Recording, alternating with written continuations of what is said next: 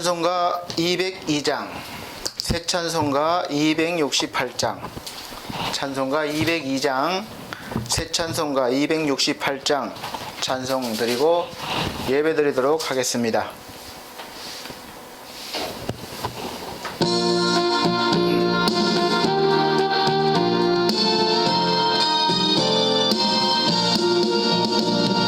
죄에서 자유를 얻게 함은 보혈의 능력, 주의 보혈, 시험을 이기는 승리되니 참 놀라운 능력이로다.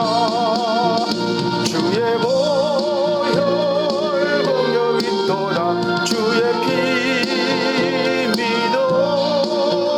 주의 보혈 버린 양의 매우 귀중한 피로다.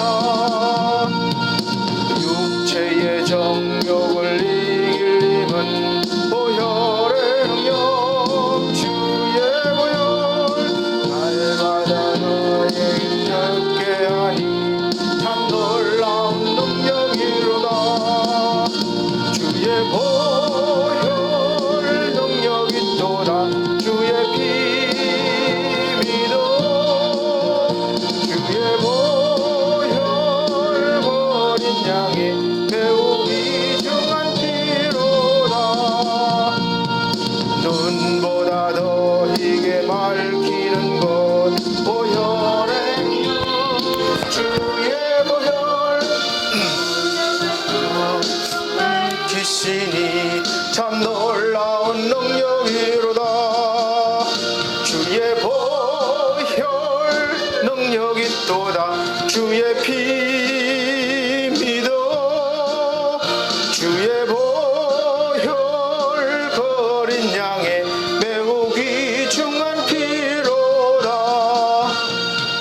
구주의 복음을 전할 제목, 보혈의 능력, 주의 보혈, 날마다 나에게 찬송 주니 참 놀라운 능력이로다. 주의 보혈 능력 있도다. 주의 피 믿어. 주의 보혈 거린 양의 매우 귀중한 피로다. 아멘. 다 같이 묵도하심으로 오늘 5월 넷째 주 예배를 하나님 앞에 드리도록 하겠습니다. 다 같이 묵도하시겠습니다.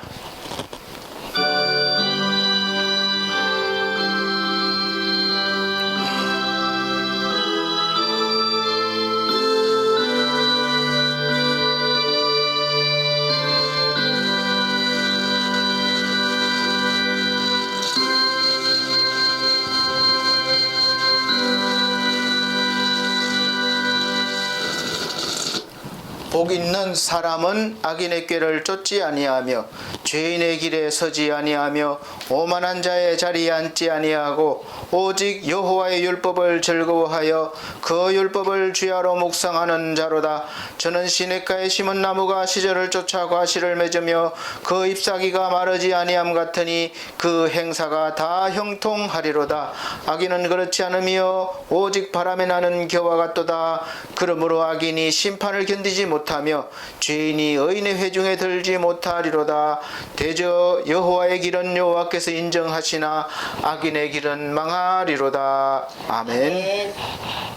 찬송가 34장으로 찬송드리겠습니다. 새 찬송가는 10장입니다. 통일 찬송가 34장, 새 찬송가 10장.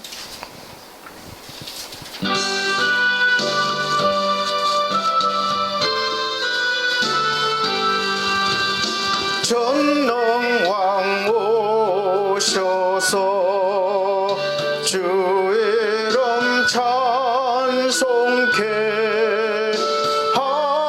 하옵소서. 영광과 권능의 성부여셔서 우리를 다스려 주옵소서.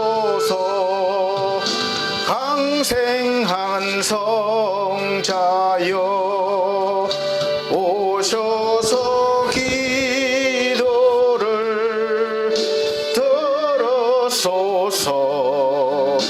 택하신 백성을 축복해 주시고 거룩한 마음을 주옵소서. 위로의 주 성령 오셔서 큰 정거 주옵소서. 전능한 주시여 각 사람 마음에서 떠나지 마시고 계십소서. 성삼위일체께 한없는 찬송을 드립니다. 존귀한 주님을 영광 중 배웁고 영원히 모시게 하옵소서. 아멘. 다 같이 성시교독 16번, 교독문 16번입니다. 교독문 16번, 찬송가 뒤에 교독문 16번, 시편 63편. 하나님이여 주는 나의 하나님이시라. 내 영혼이 주를 갈망하며 내 육체가 주를 앙호하나이다. 내가 주의 권능과 영광을 보려 하여 이와 같이 성소에서 주를 바라보나이다. 주의 인자가 생명보다 나음으로 내 입술이 주를 찬양할 것이라. 이러므로 내 평생의 주를 송축하며 주의 이름으로 인하여 내 손을 들리리라. 골수와 기름진 것을 먹음과 같이 내 영혼이 만족할 것이라. 내 입이 기쁜 입술로 주를 찬송하되 내가 나의 침상에서 주를 기억하며 밤중에 주를 묵상할 때에 하오리니 주는 나의 도움이 되셨습니다. 내가 주의 날개 그늘에서 즐거이 부르리이다. 아멘. 다 같이 사도신경으로 신앙고백 드리도록 하겠습니다. 나는 전능하신 아버지 하나님 천지의 창조주를 믿습니다. 나는 그의 유일하신 아들 우리 주 예수 그리스도를 믿습니다.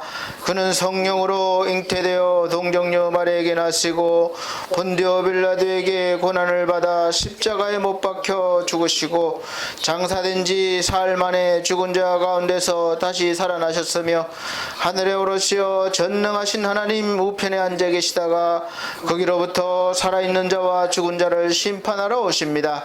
나는 성령을 믿으며 거룩한 공교회와 성도의 교제와 죄를 용서받는 것과 몸의 부활과 영생을 믿습니다. 아멘. 찬송가 53장, 새 찬송가 9장 부르신 뒤에 우리 다 같이 부르신 뒤에 권경희 권사님 기도해 주시겠습니다. 53장, 새 찬송가 9장입니다.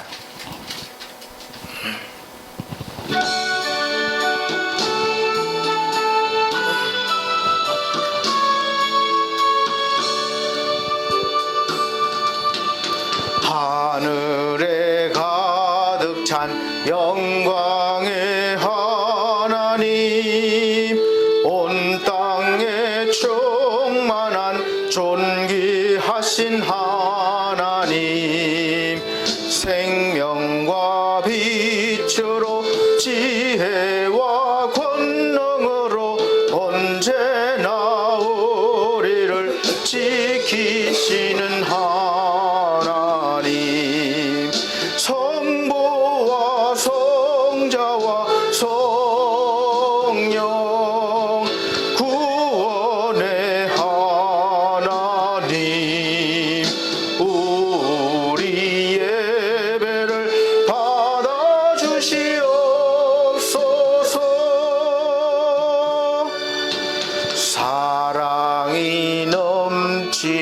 자비하신 하나님 은혜가 풍성한 구원의 하나님 참회의 심령의 평안을 주옵시고 죄악의 허물을 용서하여 주소서. 찬송과 영광과 생명 구원의 하나님 우리 예배를 받아주시옵소서.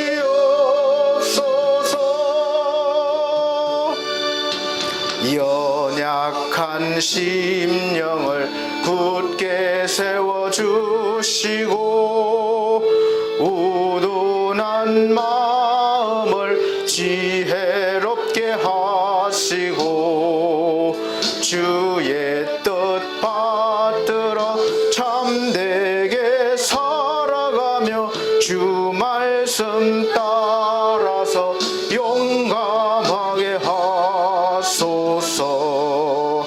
권능과 지혜와 사랑 구원의 하나님 우리 예배를 받아주시옵소서.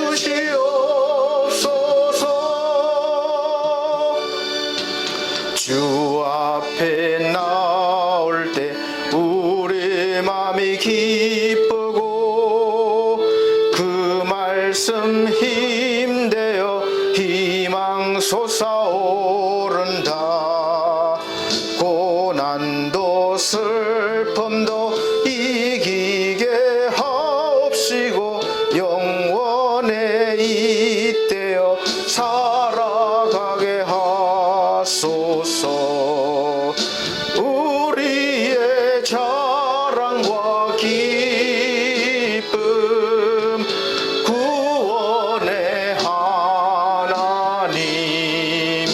우리 예배를 받아주시옵소서.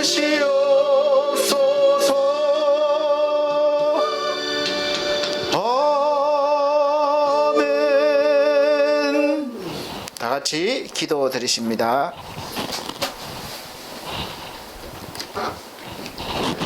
사랑과 은혜가 충만하신 하나님 아버지, 지나간 한 주간도 어지럽고 혼란한 세상 삶 속에서 저희를 무사히 지키시고 보호하셨다가 거룩한 주일날 주의 전으로 불러주시어 감사의 예배로 하나님께 영광 돌리게 해주심을 감사드립니다. 아멘. 사랑의 하나님, 저희는 참으로 연약합니다.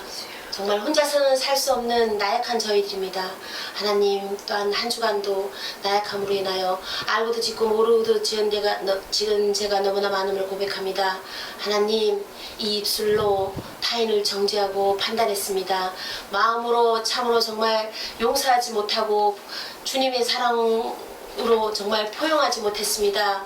하나님, 저의 정말 이 주홍 같은 죄를 하나님 예수 그리스도의 보혈의 피로 깨끗하게 씻어 주시옵시고 저희 참으로 정말 나약함으로 인하여 다시는 범죄하지 않도록 저희의 믿음을 더하여 주시옵소서. 아멘. 사랑의 하나님 뜻이 계셔 세우신 우리 반석교회, 그리고 또 미디어 반석교회 하나님 축복하여 주옵소서. 아멘. 우리 반석교회 참으로 정말 복음 들고 세계 열방으로 달려나갈 수 있도록 하나님 정말 우리 반석교회 축복하여 주옵시고, 또한 우리 미디어 반석교회가 하나님 정말 주님의 말씀을 사모하나 들을 수 없는 세계 곳곳으로 하나님 우리 반석 미디어 교회가 퍼져가게 하시고, 정말 믿지 않는 자들이 정말 말씀을 듣고 정말 구원받는 역사가 있게 하시며 하나님 아멘. 영광이 세계 곳곳에 나타나는 역사가 있을 수 있도록 축복하여 주시옵소서. 아멘. 사랑의 하나님, 우리 반석교회 참으로 그러기 위해서는 재정이 너무나 부족합니다.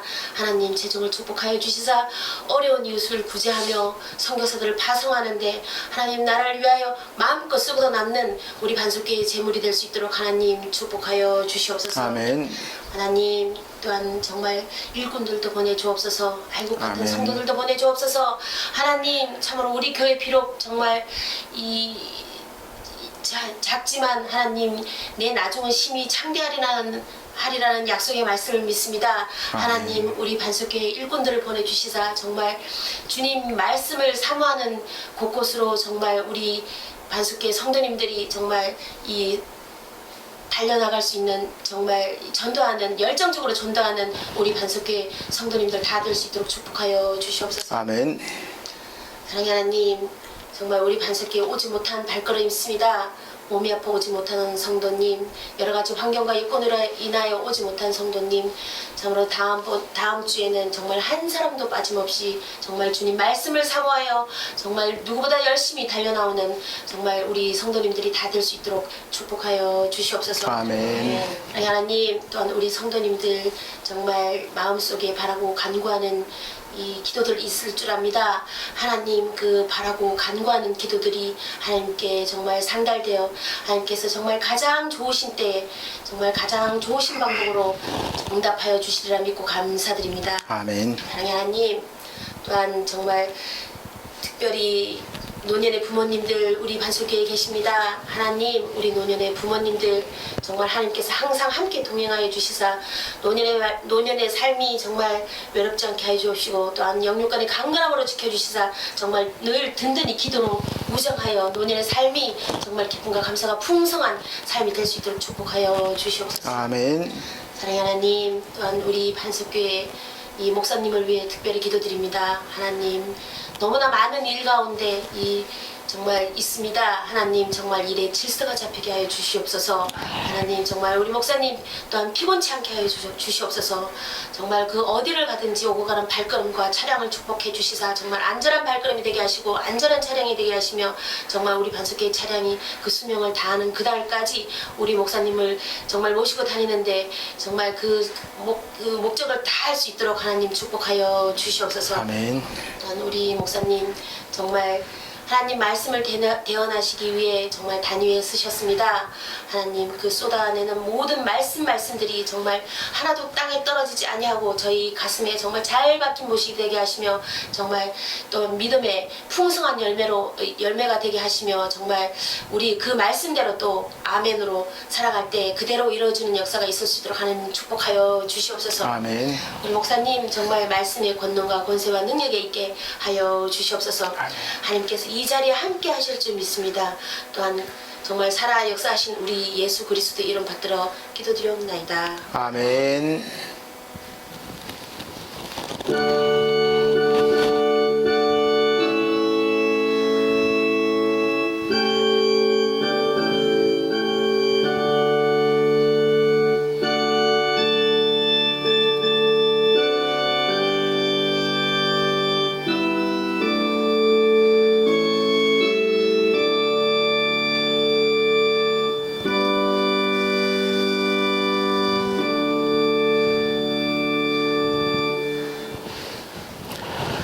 감사합니다. 성경 말씀 보시겠습니다. 성경 말씀은 신약 성경 에베소서 5장 22절로부터 33절입니다. 신약 성경 에베소서 5장 22절로 33절까지 제가 봉독해 드리도록 하겠습니다. 33절 말씀 봉독해 드리도록 하겠습니다. 아내들이여 자기 남편에게 복종하기를 주께 하듯 하라. 이는 남편이 아내의 머리됨이 그리스도께서 교회의 머리됨과 같음이니 그가 친히 몸의 구주시니라. 그러나 교회가 그리스도에게 하듯 아내들도 범사에 그 남편에게 복종할지니라. 남편들아 아내 사랑하기를 그리스도께서 교회를 사랑하시고 위하여 자신을 주심같이 하라. 이는 곧 물로 씻어 말씀 없으므로 깨끗하게 하사 거룩하게 하시고 자기 앞에 영광스러운 교회로 세우사 티나 주름 잡힌 것이나 이런 것들이 없이 거룩하고 흠이 없게 하려 하심이니라.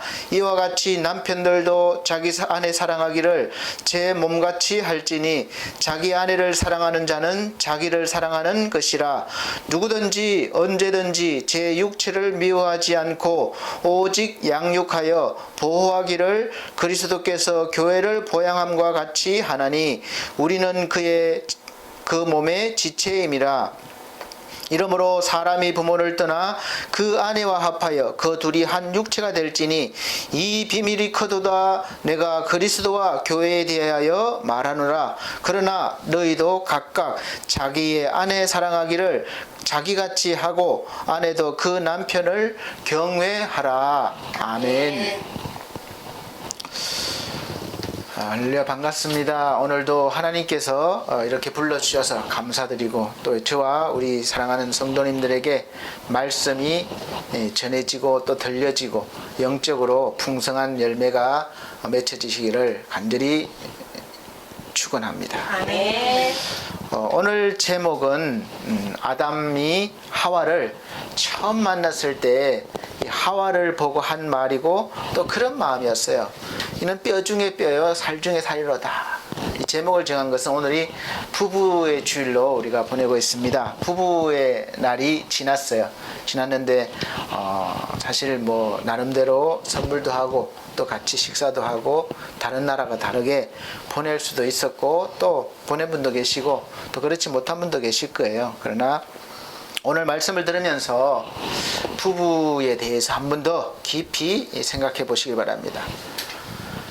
사실 우리가 부부가 살면서 이런 마음을 가질 수 있다면 뼈 중에 뼈요 살 중에 살이다 이런 마음을 가지고 있다면 아마 최상의 가정을 이룰 수 있지 않을까 이렇게 생각합니다.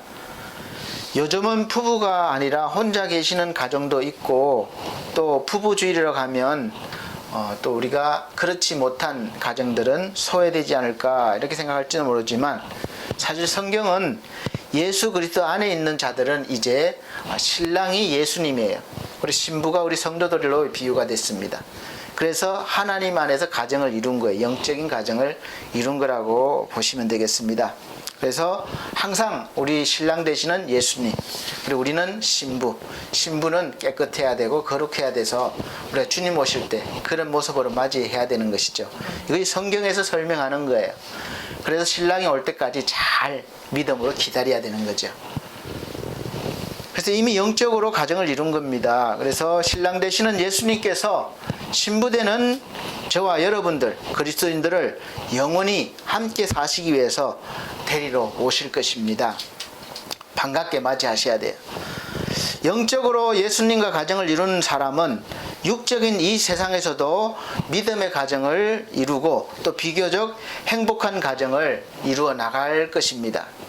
여기서 제가 비교적이라고 말씀을 드리는 것은 사실 우리가 아무리 예수님을 믿고 주 안에 있다 할지라도 우리가 이 땅에 있는 동안은 완전하지가 못해요. 그래서 완전한 가정이 아니고 완전한 가정의 그림자이기 때문에 완전한 가정을 흉내를 내고 산다고 보시면 되겠습니다. 흉내를 잘 내면 더 실제적으로 행복하고 또 행복해 보이는 가정이 되고 흉내를 못 내면 그냥 보통 가정과 똑같은 가정을 이루고 살게 되는 것입니다.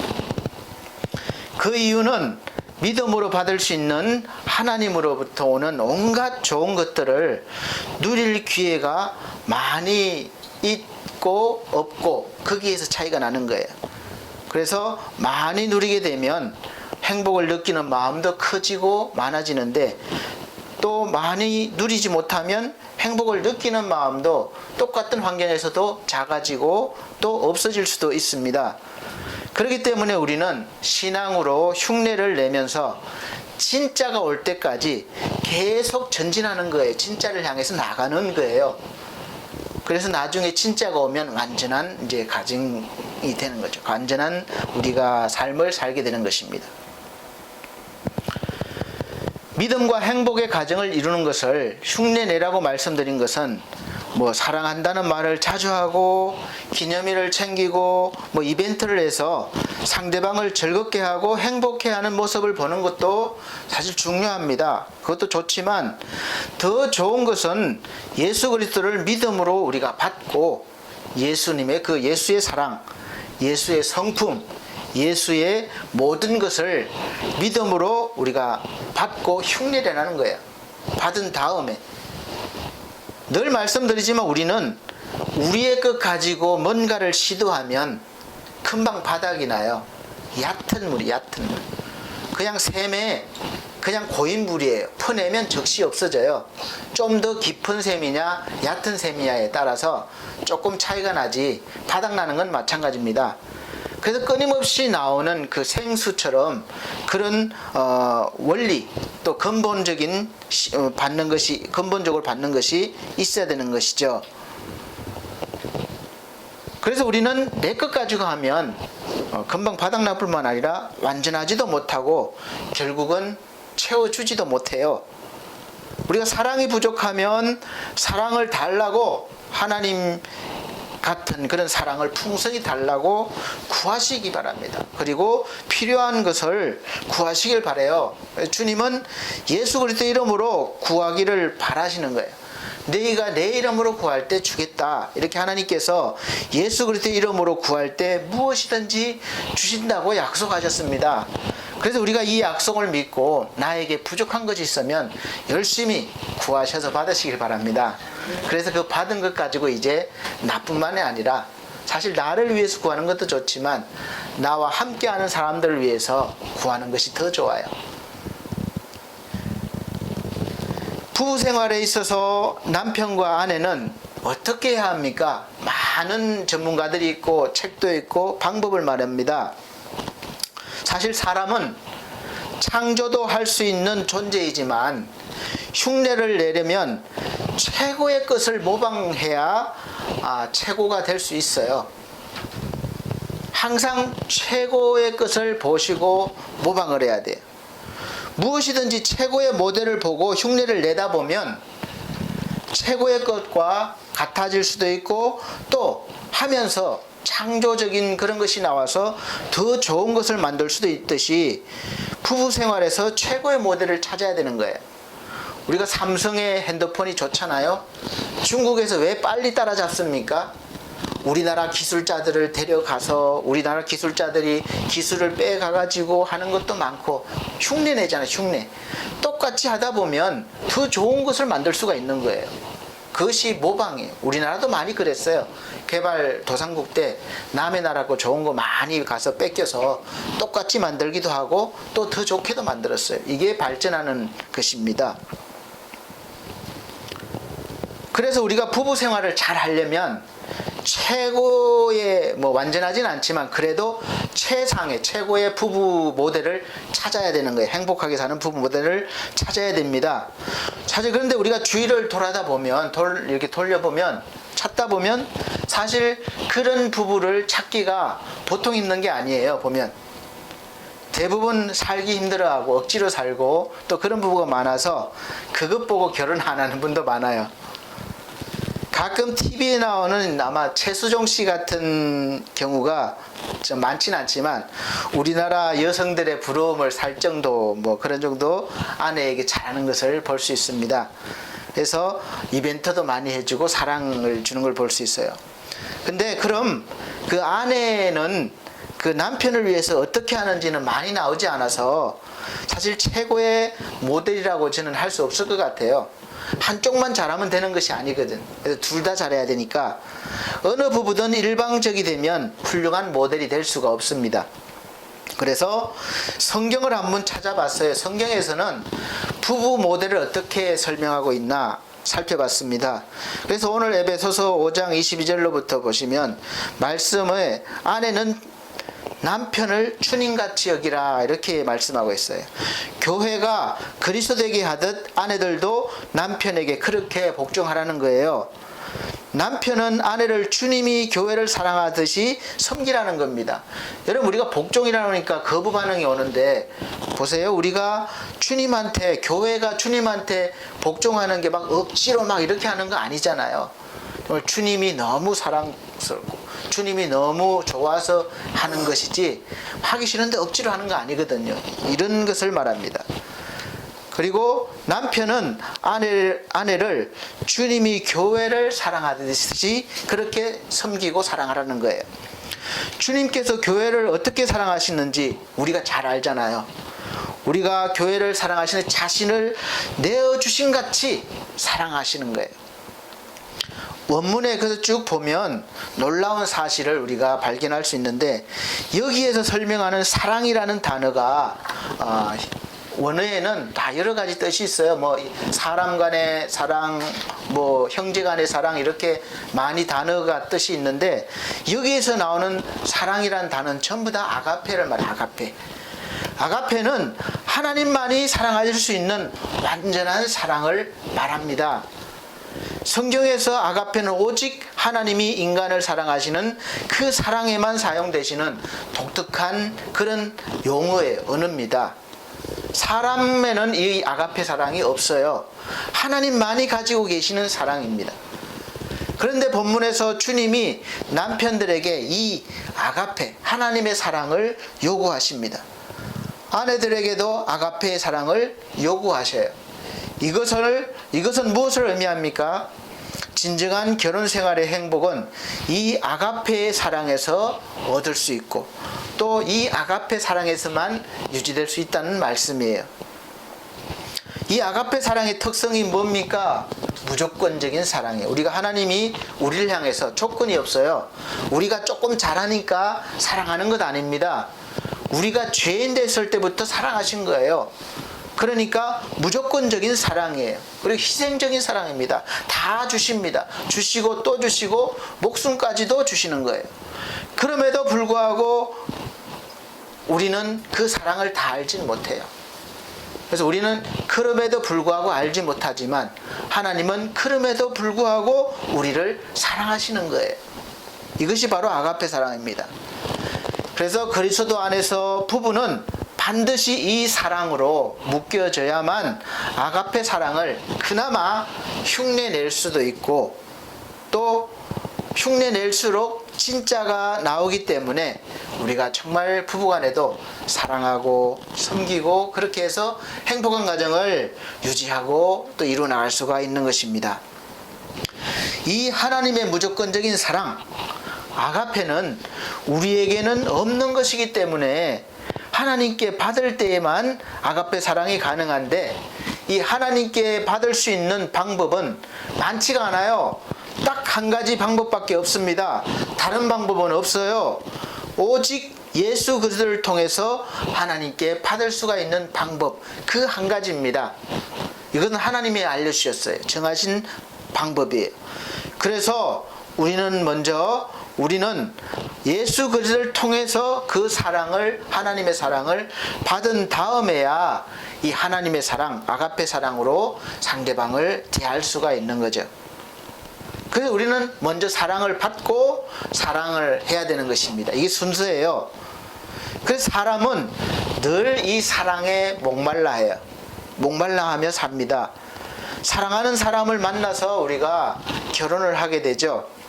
예전에 결혼식 때, 요즘은 잘 안 하지만 예전 결혼식 때 꼭 주례하시는 분들의 단골 메뉴가 검은 머리가 팥뿌리가 될 때까지 서로 아끼며 사랑하며 살아라. 이거 아마 단골 메뉴였을 것 같아요.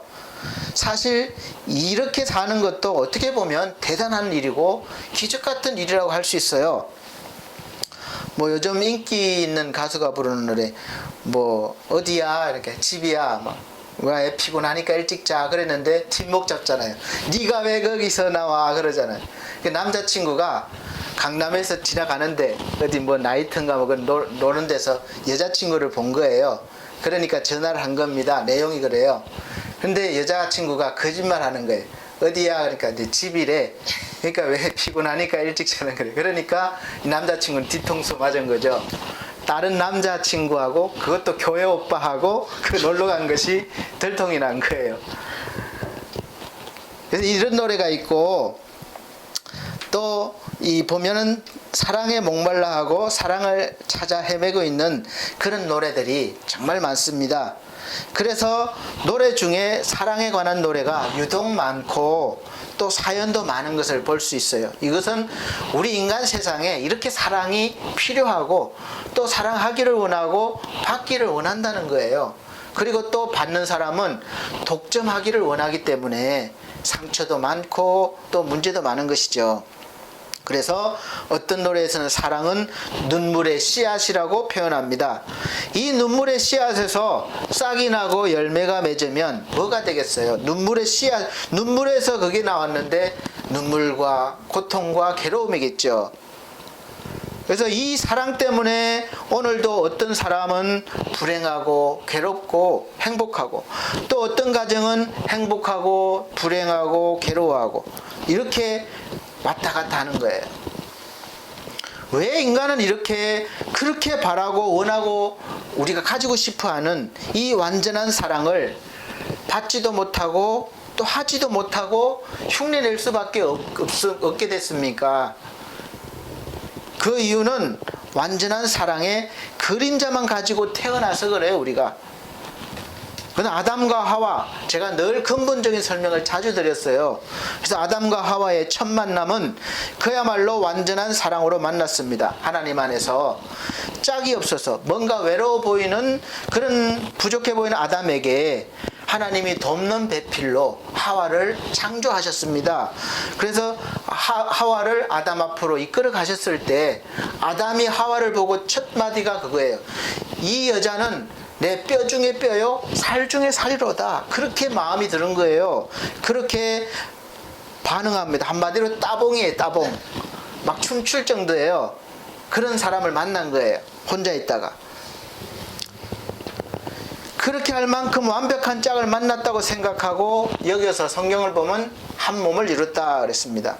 그때는 부끄러움이 없었어요. 다 벗었다는 건 물론 뭐 옷이 없다는 이유도 있지만 다 뭐 벌거벗었다는 것은 서로 허물이 없다는 거예요, 보기에.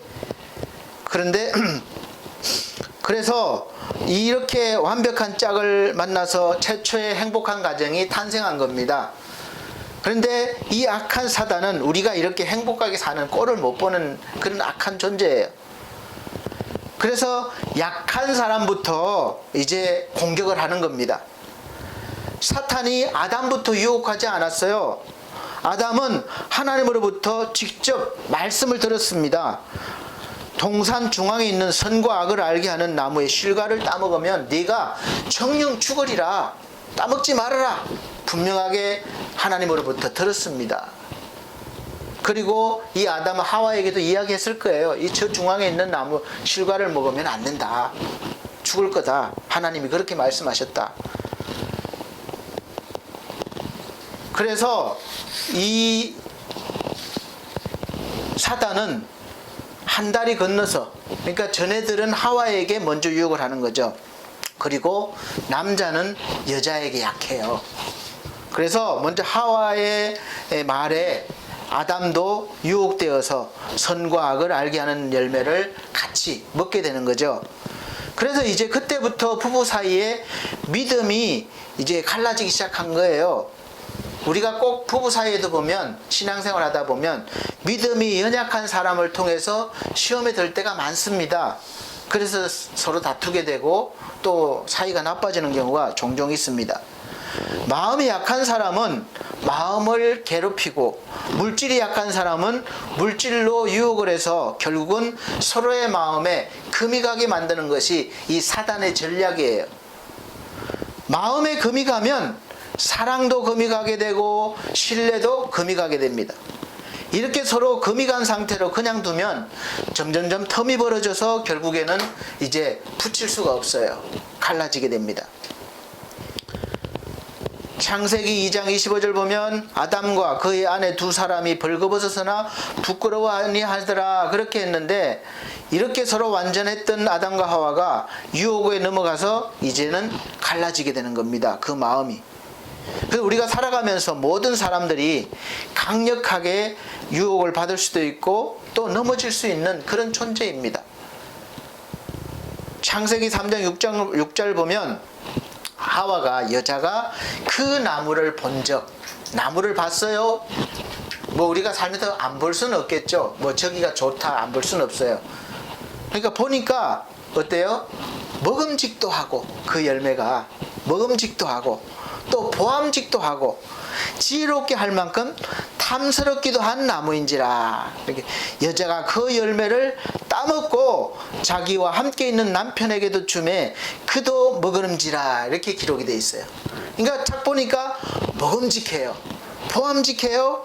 지혜롭게 할 만큼 탐스럽습니다. 이 유혹에서 누가 벗어날 수 있겠어요? 이것을 성경은 이렇게 해석해주고 있습니다. 요한일서 2장 15절부터 보면 이 세상이나 세상에 있는 것들을 사랑하지 말라. 누구든지 세상을 사랑하면 아버지의 사랑이 그 안에 있지 아니하니 이는 세상에 있는 모든 것이 육신의 정욕과 안목의 정욕과 이생의 자랑이니 다 아버지께로 온 것이 아니요 세상으로부터 온 것이라.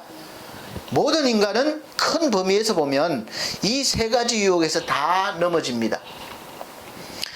우리가 지나가는 아름다운 아가씨를 안 보면 되는데 보니까 자기도 모르게 보니까 눈이 따라가게 되는 거예요.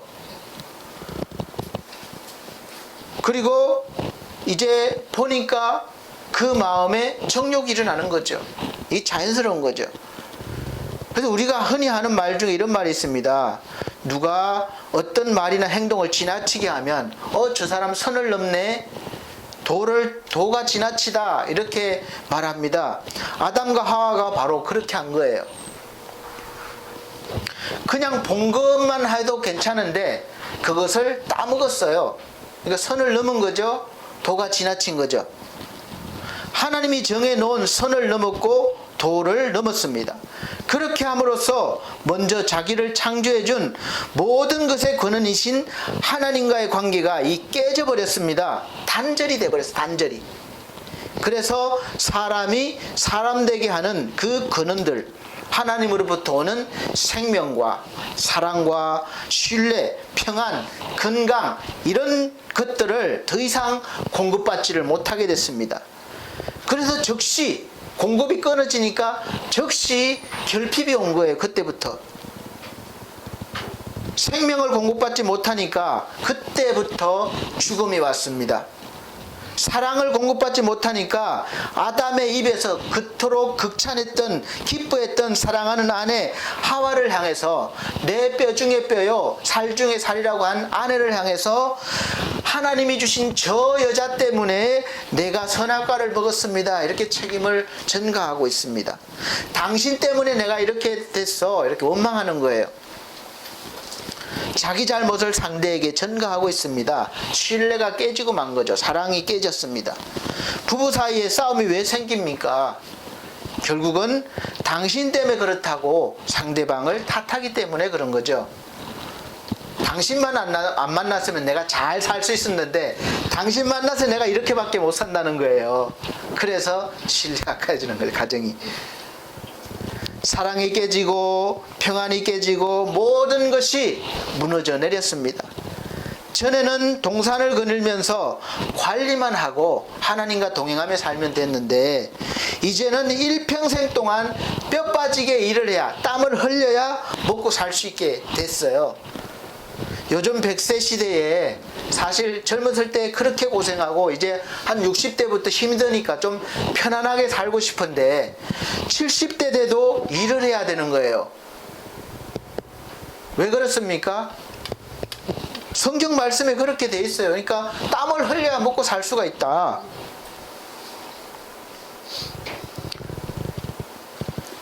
그 이유가 바로 아담과 하와 때문에 그렇게 된 거예요. 아담과 하와 때문에. 사랑하는 성도 여러분, 부부 서로에게 원망할 일이 있으면 남편이나 아내를 원망하지 마시고 이 아담과 하와 때문에 이런 사단이 벌어진 거니까 서로 마음을 합해서 아담과 하와를 원망하시기 바랍니다. 원인 제공자이기 때문에 그래요. 네, 사실 농담입니다. 그래서 사실은 이 아담과 하와가 선을 넘고 도가 지나친 것을 성경은 그것을 바로 죄라고 규정해서 죄. 규정했고 이 죄 때문에 인간의 불행과 죽음이 시작된 거예요. 그런데 이 아담과 하와는 지금 저와 여러분 마음에도 사실은 다 있어요. 우리 인간 깊은 내면을 보여주는 그런 존재라고 보시면 돼요. 우리도 언제라도 내가 지금 하나님을 열심히 믿음으로 믿고 있다고 하지만 우리는 언제라도 이 하나님의 법을 어길 수 있는, 또 불순종할 수 있는 일들이 너무 많고 또 순식간에 그렇게 불순종할 수 있어요. 하고 왔습니다. 되돌아보세요. 이런 상태를 나도 어쩔 수가 없다, 이렇게 그렇게 인정하시면 돼요. 또 누구도 피해갈 수가 없다고 보시면 됩니다. 나는 안 그럴 거야, 천만에. 우리는 태어날 때부터 이런 상태로 태어나는 거예요. 아기들이 뭐 방긋방긋 웃고 천사 같지만 너무 귀엽잖아요.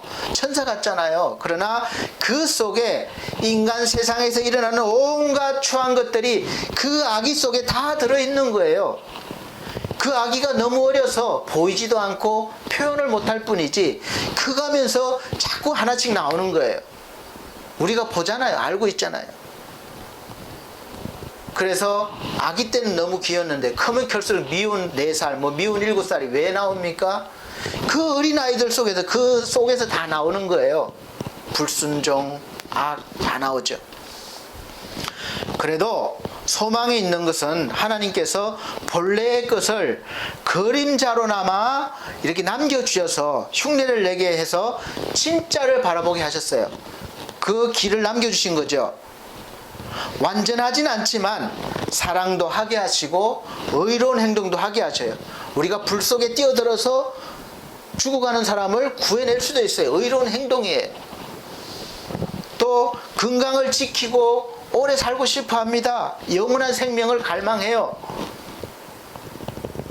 그래서 가정과 사회를 이루고 발전해 나가는 것이 인간 세상입니다.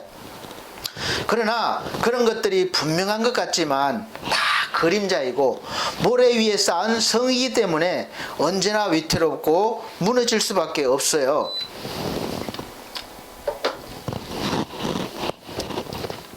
지금까지 쌓아올린 우리 인류의 문명이 엄청난 발전을 해왔습니다. 그런데 요즘 보세요. 코로나 바이러스 때문에 한순간에 세계가 흔들리는 거예요. 세계가.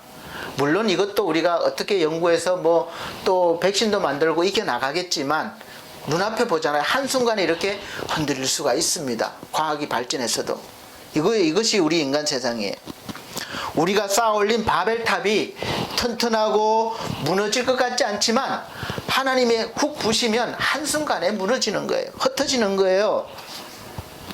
무너지고 흩어지면, 그런데 인간은 또 쌓기 시작합니다. 또 쌓아요.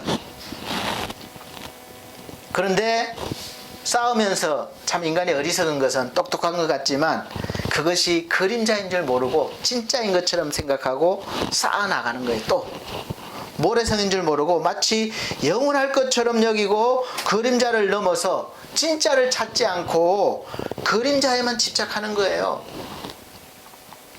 사랑이 가득하고 행복한 가정을 이루려면 사랑을 공급하시는 근본적인 분, 바로 그분을 찾아야 됩니다.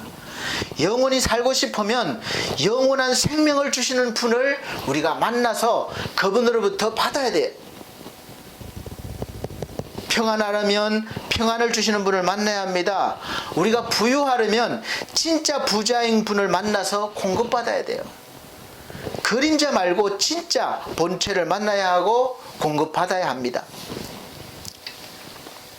성경 전체는 그것을 설명해 주고 있습니다. 우리가 어떤 존재였고 우리가 처한 현재의 상황이 어떻고 또 앞으로 어떻게 해야 하는지를 하나님은 우리 인간 역사를 통해서 계속해서 직접 보여주시기도 하시고 알려주시기도 하시고 대리자를 통해서 계속해서 이렇게 보여주시고 알려주셨습니다. 우리가 사랑을 하고 또 사랑을 받고 이 모든 것들은 우리가 기본적인 욕망이에요. 그래서 행복한 가정, 행복한 가족을 이루고 싶죠. 그러면 이 그림자 말고 진짜를 만나라는 거예요. 오늘 그 진짜를 소개합니다. 바로 소개받고 바로 그분한테 딱 붙기만 하면, 그러면 영원한 생명을 얻고 또 이 땅에서 죽음이 두렵지 않습니다. 잠깐 두려울 수는 있겠지만 두려움에 사로잡히진 않습니다. 그리고 사랑을 받습니다. 그래서 사랑할 수 있어요. 우리가 이성간에도 잠깐 눈이 돌려서 볼 수 있지만 이건 본능이기 때문에 어쩔 수 없죠. 이 보함직한 거니까. 그러나 마음이 흔들리지 않습니다. 신뢰하는 거예요. 배신하지 않아요.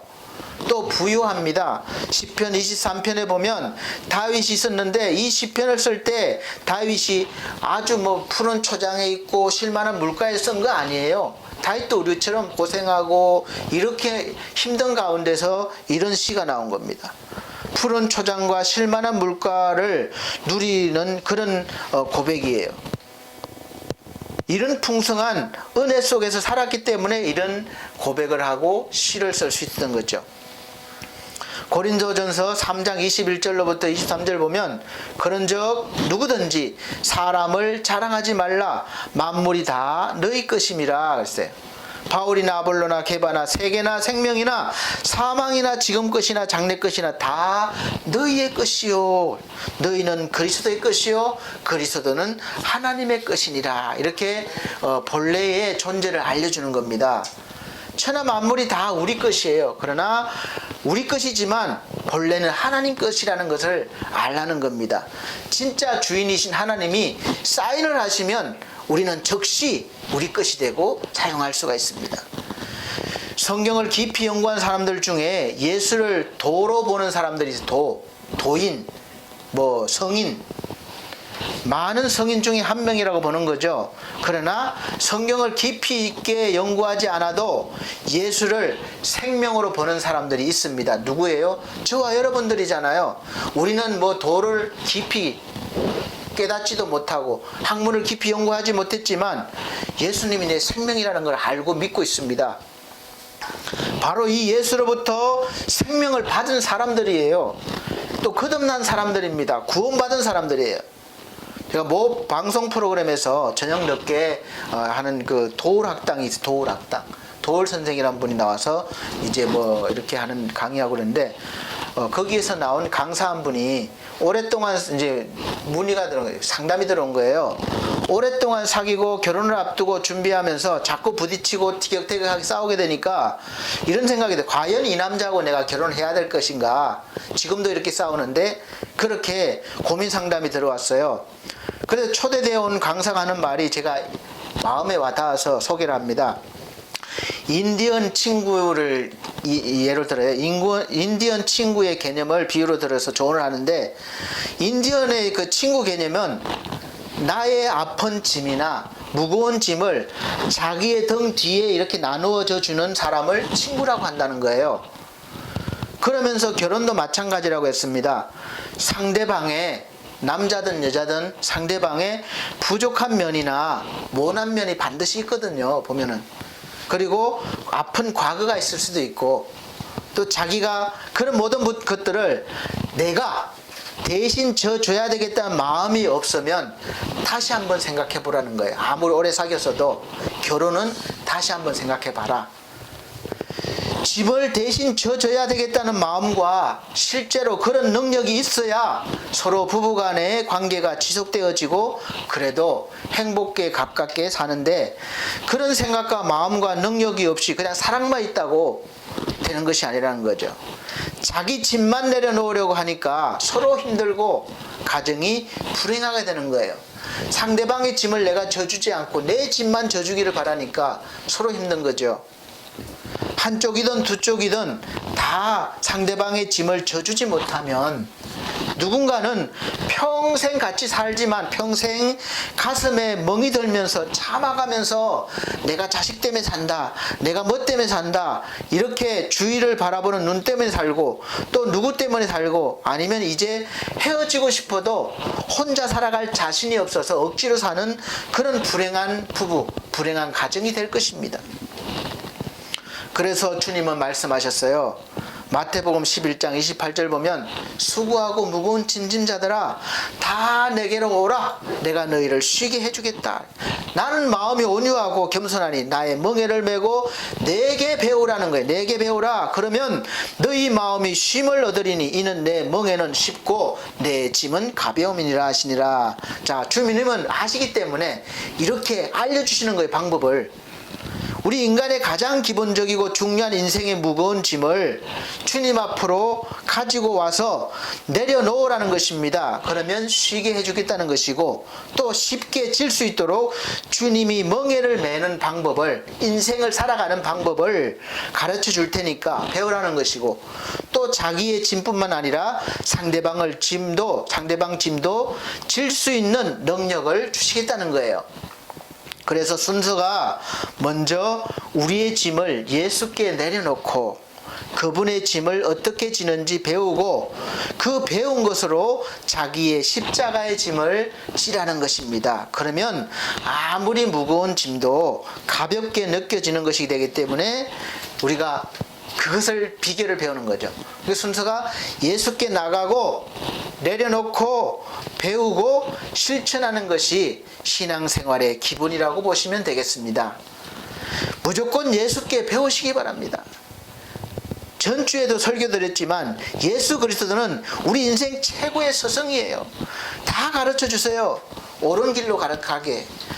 제가 사실 지금 아내를 만났지만 아내 만났을 때도 저한테 무거운 짐밖에 없었어요. 솔직히 말씀드리면 다 무거운 짐밖에 없어요. 가진 게 여유가 없었고 마음에도 그렇고 그 많은 짐들을 지금까지 묵묵히 사실 함께 졌기 때문에 제가 가정도 이루고 목회도 할 수 있었던 거죠. 근데 저는 반대로 아내 무거운 짐을 얼마나 져줬는지 참 모르겠습니다. 그래서 없다면 저는 미안하고 앞으로 져줄 거예요. 늘 그런 고마움이 있어요, 사실은. 그래서 이렇게 아마 짐을 져주는 사람이 없으면 부부가 하나가 될 수 없을 것 같아요. 그리고 사실 우리 가족들에게도 늘 감사한 것은 이제는 이 제가 지고 있는 짐들을 자꾸 나눠 져준다는 거예요. 성장을 해서. 그래서 너무 감사합니다. 이게 하나님의 은혜죠. 그래서 사랑하고 상대를 긍휼히 여기는 마음은 주님으로부터 나오는 거예요. 그분 것을 받아야 그래도 이 모양새가 갖춰져 가지고 점점점 완성되어 가는 것이지 자기의 것으로 아무리 해도 그것은 모래 위에 성을 쌓는 것과 같습니다. 부부는 한 번 잘해줬다고 내가 선물 줬잖아 생일 때 그 한 번 잘해줬다고 되는 게 아니에요. 계속해서 평생 그런 마음, 그런 사랑으로 그런 삶을 살아갈 때 금은머리가 팥불이 될 때까지 그렇게 사는 거지. 비교적 행복했던 가정이 행복한 가정이라고 하는 것이지 한 번 어쩌다 한 번 크게 해주고 다 된 것처럼 여기면 안 된다는 거죠. 가족도 마찬가지입니다. 내가 전에 이렇게 해주잖아. 그렇게 해버리면 안 돼. 가족들 간에도 계속해서 함께 짐을 나눠줘야 되는 거죠. 그래서 수고하고 무거운 짐진 자들아 다 내게로 오라고 주님이 말씀하셨어요. 내 멍에를 배우라. 우리는 그 멍에를 배워야 됩니다. 주님이 멍에를 어떻게 지는 것인지. 이 인생의 짐은 부부뿐만 아니라 가족들 간에도 사회 구성원 간에도 꼭 필요합니다. 다 함께 거룩한 길을 가기 위한 최소한의 안전장치라고 보시면 돼요. 그래서 사회복지도 생겨난 겁니다. 사회 구성원의 약한 부분을, 아픈 부분을 국가나 사회가 그 짐을 덜어주겠다는 거예요. 나 몰라라 하지 않고. 그래서 함께 가겠다는 거죠. 이것이 복지국가고 선진국입니다. 그래서 사회복지가 잘 되어 있는 나라일수록 선진국이 많은 이유가 거기 있어요. 나만 잘 살면 될 것 같지만 절대 안 그렇습니다. 함께 가야 되는, 함께. 늦게 가도 더디 가도 함께 가야 되는 거예요. 가족들 간에도 어느 한 사람만 짐을 계속하게 지게 되면 너무 힘들고 그 힘든 것은 당장은 나와는 이제 상관없을 것 같지만 결국은 가족 모두가 약화가 되고 관계가 무너질 수 있습니다. 그래서 주님은 가족을 돌보지 않는 자는 악한 자라고 보는, 악한 자. 제가 하는 말이 아니에요. 디모데전서 5장 7절에서 8절 보면 내가 또한 이것을 명하여 그들로 책망받을 것이 없게 하라. 누구든지 자기 친족 특히 자기 가족을 돌보지 아니하면 믿음을 배반한 자요 불신자보다 더 악한 자니라. 이렇게 말씀하셨어요.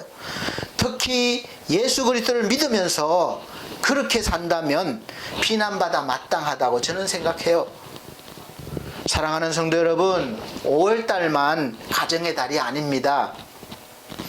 매월 자식과 부모와 또 스승과 부부와의 주일이 있는 것처럼 생각을 하고 이 사랑하는 사람들을 위해서 무엇을 어떻게 할까 생각 좀 해보고 깊이 고민도 해보고 행동해 보시기 바랍니다. 그러면 날이 갈수록 삶이 달라지고 가정이 달라지고 가족이 달라지고 여러분들이 몸담고 있는 직장과 사회가 달라질 것이라고 확신합니다. 그리고 더 중요한 것은 거기에서 나오는 힘은 반드시 하나님으로부터 받아야 된다는 거예요. 그래서 예수께 나가서 내려놓고 받고 행하라는 거예요.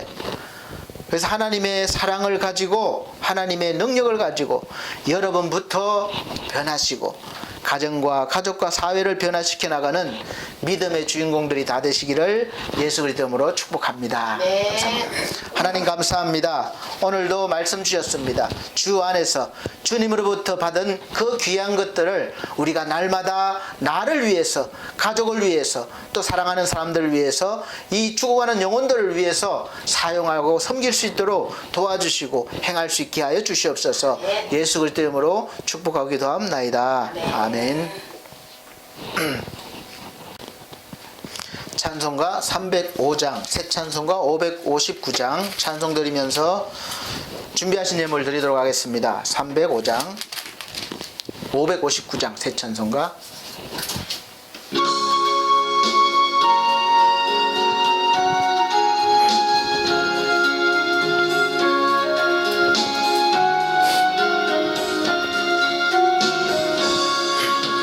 사철의 봄바람 불어있고 하나님 아버지 모셨으니 믿음의 반석도 든든하다.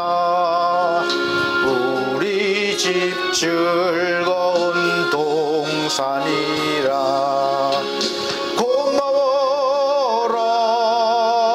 임마누엘 예수만 섬기는 우리 집 고마워라. 임마누엘 복되고 즐거운 하루하루 어버이 우리를 고이시고 동기들 사랑에 뭉쳐있고 기쁨과 서름도 같이 하니 한간의 초가도 천국이라. 고마워라. 임마누엘 예수만 섬기는 우리 집 고마워라. 임마누엘 복되고 즐거운 하루하루 아침과 저녁에 수고하여 다 같이 일하는 온 식구가 한 상에 둘러서 먹고 마셔 여기가 우리의 낙원이라. 고마워라.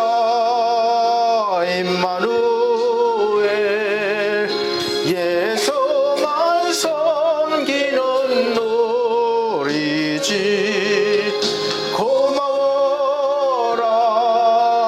임마누엘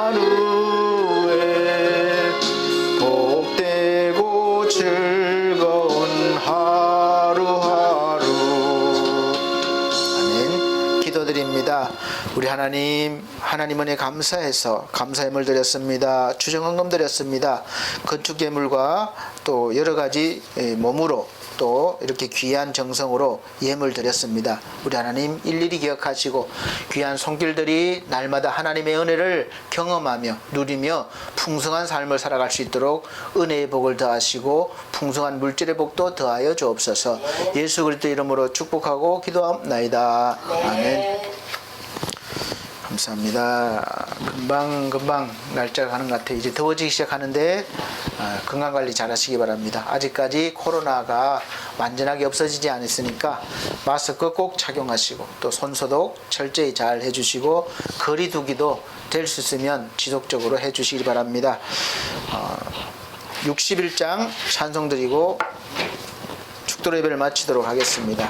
그리고 계속해서 우리 최희주 우리 귀한 영혼과 지상준 영혼을 위해서 기도해 주시기 바랍니다. 61장 새 찬송가 54장입니다.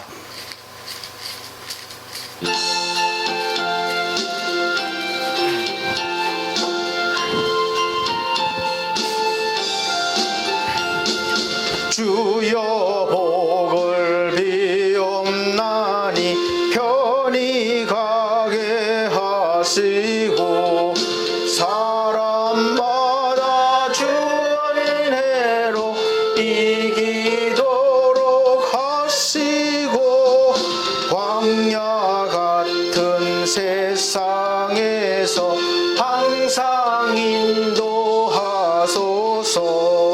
주의 복된 말씀 듣고 무한 감사합니다. 구원받은 주의 성도 열매 맺게 하시며 하나님이 우리 함께 항상 계시옵소서.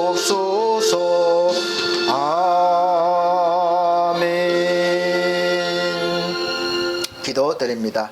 사랑이 많으신 우리 아버지 하나님, 한 주간 지켜주시고 또 새로운 한 주 시작할 때마다 하나님께서 은혜와 능력과 권세를 더해 주셔서 세상 가운데 그리스도인으로 살아가기에 부족함이 없도록 날마다 도와주시옵소서. 또 우리가 생명의 말씀을 아버지 우리가 누리며 또 전할 수 있게 도와주옵소서. 특별히 우리 귀한 영혼들, 나오지 못한 영혼들 있습니다. 몸이 불편하거나 또 여러 가지 연약한 육체를 통해서 아버지께 영광 돌리길 원합니다. 아버지 회복시켜 주시옵소서. 건강케 해 주시옵소서. 희주를 통하여 아버지 하나님 그 영혼이 구원받고 가족이 구원받는 귀한 은혜 역사 있게 하시고 모든 질병들이 물러가고 건강한 모습으로 하나님 앞에 영광 돌리게 하여 주옵소서. 또 지상준 영혼도 우리 하나님 회복시켜 주시고 온전한 믿음의 가정 이루며 복된 삶을 살아가게 도와주시옵소서. 우리 하나님 사랑하는 성도들 날마다 지키시고 돌봐주시옵기를 간절히 바라옵나이다. 아멘.